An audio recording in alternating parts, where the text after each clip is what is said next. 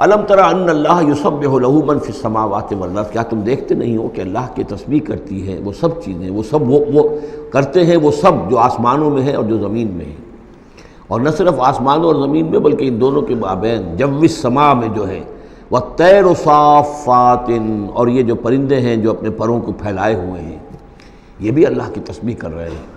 کل قد علم صلاتہ و تسبیحہ، ہر ایک کے علم میں ہے، ہر ایک نے جان لی ہے اپنی نماز، اپنی صلاۃ اور اپنی تسبیح۔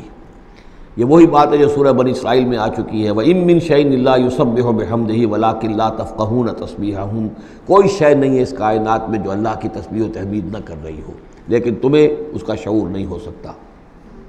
وَاللَّهُ عَلِيمٌ بِمَا يَفْعَلُونَ، اور جو کچھ وہ کرتے ہیں اللہ کے علم میں ہے۔ وَلِلَّهِ مُلْكُ السَّمَاوَاتِ وَالْأَرْضِ، اور اللہ ہی کے لیے ہے آسمانوں اور زمین کی بادشاہی۔